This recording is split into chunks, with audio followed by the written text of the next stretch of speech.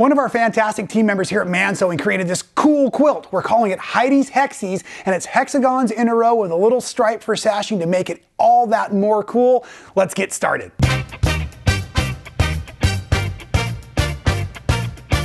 The Moda Grunge Dot is the perfect complement to this hexagon quilt, I think. I absolutely love the grunge as a fabric, and when they added the dot texture on, I thought perfect for these fun hardline quilts, right? So you'll have to forgive me. I got so excited about getting ready for today's tutorial, I actually cut through all of my extra supplies. So I do have 4 colors of fabric that I'm going to walk you through, and I'm going to show you the base construction, but let's focus right now just on how we're going to work with our hexagons, right? So down here you'll see that I've got the hexagon, and it's been perimetered by a 2.5-inch strip. So the hexagons themselves are cut from the blue and of the green fabric, and at one point that was a 10-inch square. Then I used the awesome half hexie template from Missouri Star, and I cut it into 2 of the half hexies to work with, okay? So we're going to need that, and I'm going to do same amounts of blue and the greens we're going to use as well for the hexagons. And then my orange stripes at 2.5 inches are going to go around the blue hexagons. And then my white stripes here at 2.5 inches are going to go around the green hexagons. Let me show you how that's going to work. And there's several ways to perimeter this. However, the way I want to teach you should give you the most efficient use of your fabric. So it might seem a little odd at first, but follow along. What we're going to do is we're going to start on this short edge, and I'm going to use a complete width of fabric, so 44 inches by 2.5. And I'm going to start up here at this small edge. And that I'm starting up there because when I open up my seam allowance, I'm going to have the least amount of scrap. See my selvage right here? I'm going to lay that selvage just past the tip as I get ready to sew. And I'm going over to my machine, and I have a 1/4 inch seam allowance set, and I've got my edge guide on. Today you'll be sewing on the bias a little bit, so go nice and slow. Try not to push or pull. Let the machine do the work for you, and then just stitch that 2.5 inch strip to one of the shorter sides on the hexagon. You can back stitch at the end if you'd like. And then first thing we're going to do is we're going to come over here like this, and we're going to press this over this way.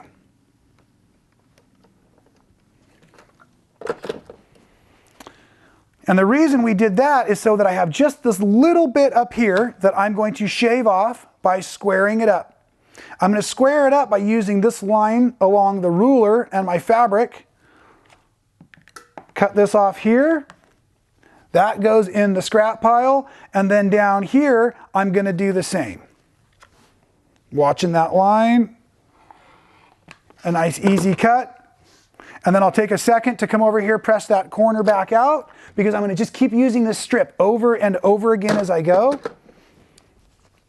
But I'm going to go around the perimeter now. So now when I look over here, I've got that kind of a manipulation, or I could think about this, but that can get a little bit dicey. So we're just going to go ahead and start with this corner here. Make sure I've gone just a little bit past when I open it up. I'm going to stitch it down like this. Back to the machine we go. And I'm starting, I don't know if you could see that, but I'm just a little bit past where my blue hexagon is, so I can get a little stitching in there, hold it all secure.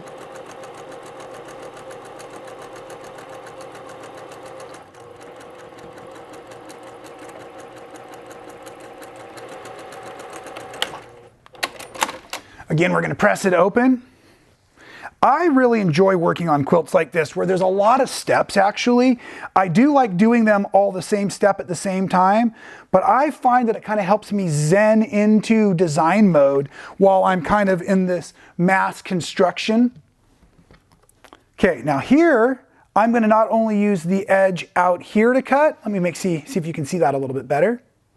So I'm not only using this edge, but I'm also looking along this line right here, because if these lines were looking askew, then I would know I hadn't put that seam in real crisp, and I want to make sure I can use that as I trim off that side. Okay, I'll do the same over here, and I'm not very left-handed when it comes to cutting. So just take the time to make sure that you're manipulating it all, making it fit just nice. There's that. Just because. Okay, and then the last piece here, we're going to set in again. So I'm just going to go right sides together and over to the machine.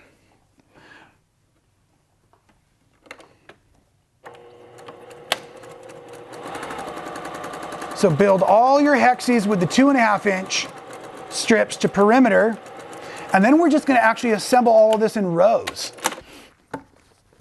Okay, we just have to press this last one out real quick here.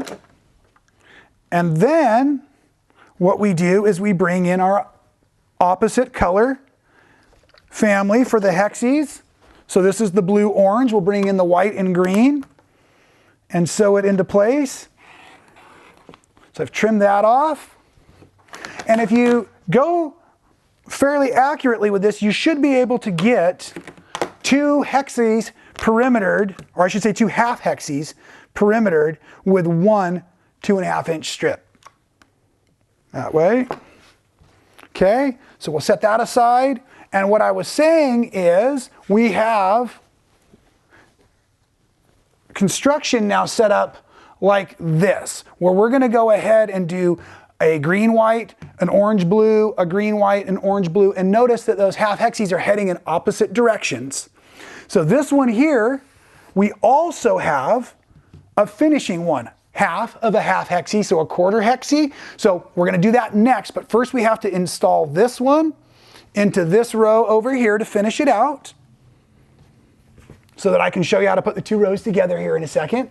So this is going to need to fit in like this. I don't think so. Better go like this so that everything's nice and straight here. Okay, lining those up. So what happens now is as I flop these over, I want to line up those seam allowances so that they match up. And now we're going to go nicely over to the sewing machine. Some folks will like to use a little leader strip or a bunny tail for this. Get a little head start. I'm going to back stitch.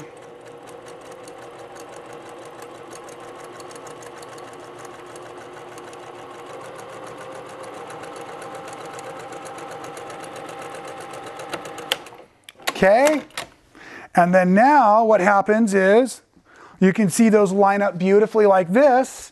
And what we then need to do, we need to take one of these, sorry, I want to show you how to get those rows together. We need to take one of our original green and white Hexis. Notice in the quilt behind me, they finish on the green and whites. So my green and white Hexi here, I've pressed it in half to create a straight line so that I can use my ruler for the cut, but I'm looking at this line here for accuracy and this folded line so I know where the center is. So then that is sliced like yay.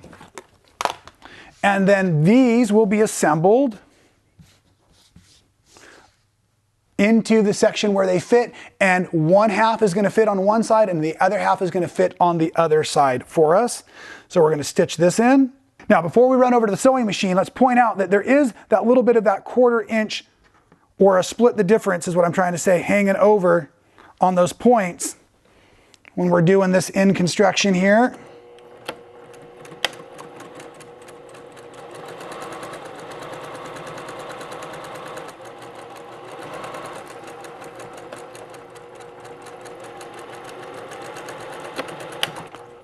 Okay, so there's that side, and then we just need to put in this side over here, and just like you can see, it fits there. And I'm going to line these up. What I was trying to point out is that we have just a little bit of that tip overhanging, should be about 1/4 inch. Split the difference if you need those little there. I'm going to sew these in so that we have at least 2 complete rows to show you.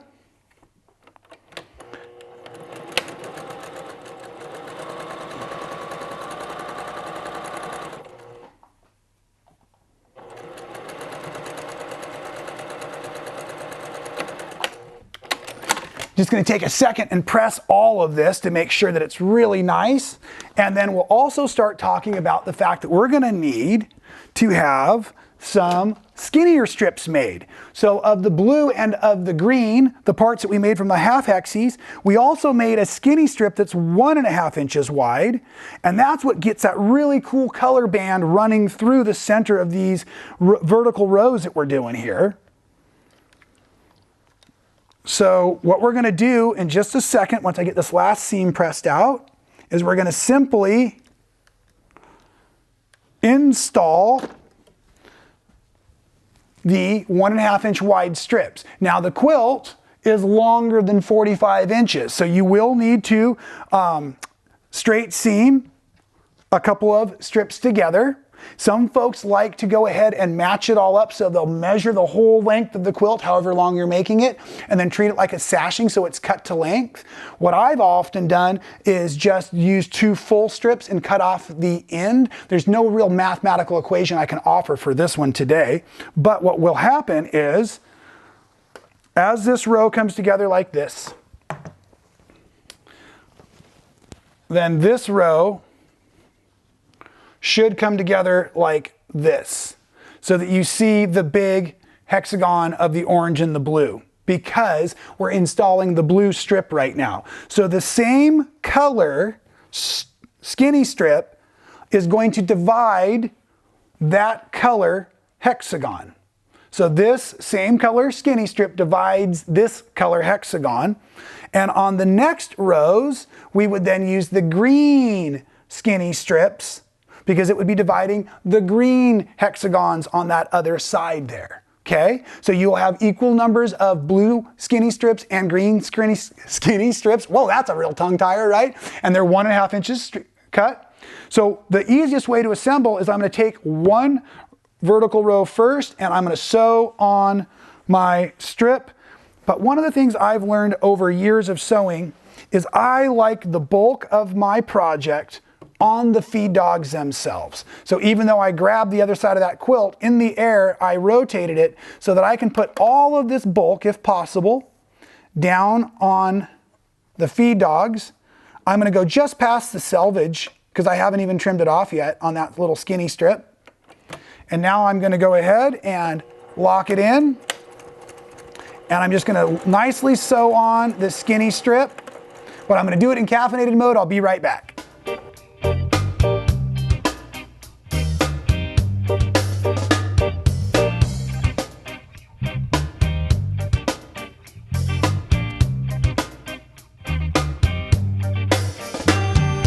So after I stitched on that blue skinny 1.5 inch strip, I also started pressing it so to be nice.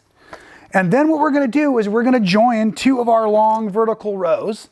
And just a reminder, I'm looking for the blue hexes here to come together, because I have that blue sashing strip that I'm working with right now. Now, I'm going to be straight with you. We've got a lot of angles going in a lot of different directions here, so this can be a bit of a challenge. So we're going to use some extra pins today to try to help ourselves out. And we're just going to kind of start by eyeballing the top here. And what I'm really looking at is these big orange sections coming together, because they're going to be the most obvious. So then what I'm going to do right now is I'm going to pin this top corner. And I won't be stitching over the pins, but I'm just going to put them in to help. And then I'm going to look back here, and I'm going to see where that's lining up like that. I'm going to fold it over. And at this point right now, things aren't moving. Things are laying nice and flat. And so I can stick a pin here. And the sashing was trimmed to fit. So we should be able to put a couple of pins as we float down the field here. I can see this needs to come down just a little bit. Oh, there. And I'm looking at the strips going the opposite directions underneath, just to kind of help get myself a little bit of perfection going.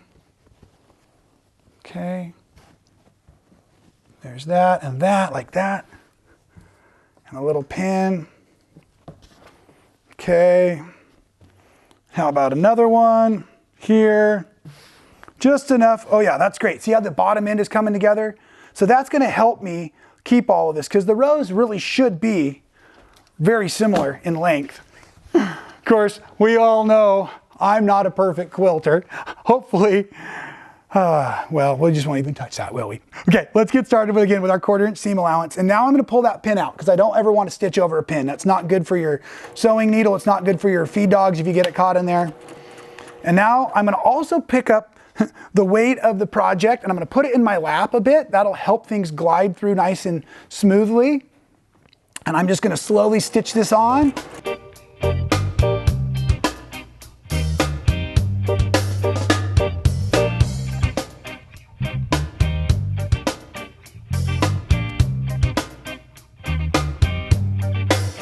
And then we are all but to the end, and thanks to the use of those little straight pins or wonder clips or whatever you like, it looks like everything has finished up really nice on this end as well. I did have a few strips that didn't go together perfectly, and you know what? I did take the time to remove them, put them back together to make sure that it looked as accurate as possible when I was done with my project. Of course, we would need to go ahead and press this all out, but you can see how nicely that's all coming together. And it's a really fun and I think a dynamic looking quilt. So Heidi, again, thank you so much for being part of the Man Sewing team. Thank you so much for sharing your design with us. I think it's awesome. And I am so happy to get to share this with everybody else out at home. If anybody needs a pattern, we have one for sale in the description below today for you. Thanks for being a part of this awesome Heidi's Hexi quilt here at Man Sewing. Thanks for being a Man Sewing fan. It's great to have you out there encouraging me to create fantastic new content. If you've missed any of the videos, we've got links for you here and here. And while you're checking those out, make sure you're subscribed. We don't want you to miss any of the action.